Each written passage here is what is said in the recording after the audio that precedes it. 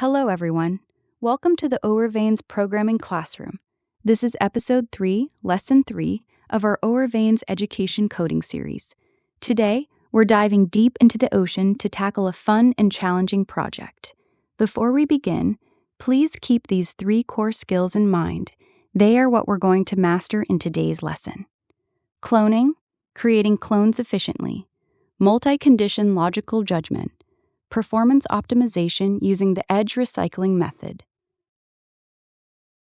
It's a hot summer day, so let's escape into the cool blue ocean with the underwater 2 background. Look, here comes a mighty shark, the king of the deep sea. However, this shark is quite picky. Even though it's surrounded by colorful fish, it only eats the golden yellow fish. It completely ignores all the other colors. Here's our big challenge. If more and more small fish keep appearing and the shark can't eat them fast enough, the ocean will quickly become overcrowded. Eventually, even the shark might get stuck. So today, we're going to write a smart and smooth program that lets the fish try to escape while the shark hunts. The fish will learn to swim toward a faraway exit to avoid being eaten. Programming logic breakdown. Step 1. Setting up the stage and sprites. First, let's set the underwater 2 background and remove the cat sprite. Then add our 2 main characters, the shark and the fish. To make the ocean look bigger and the shark more powerful, remember to shrink the fish sprite to about 40% size. Step 2. Programming the shark's big mouth logic. The shark should follow our mouse cursor at all times.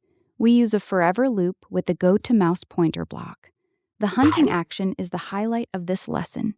We use an if-then-else block.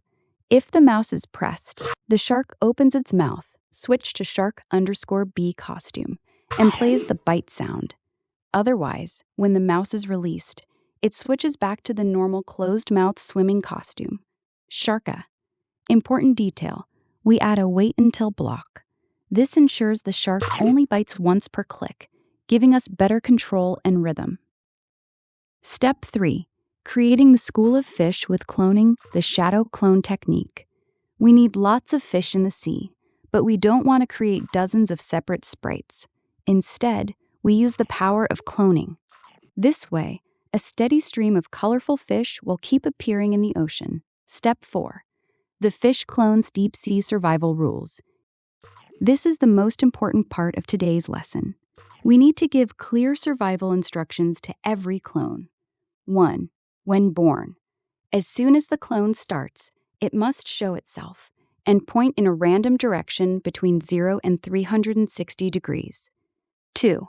Escape rule, performance optimization. To prevent the stage from lagging when too many fish appear, we create a smart exit. If the fish touches the edge of the stage, it means it has successfully swum far away. In this case, we immediately delete this clone.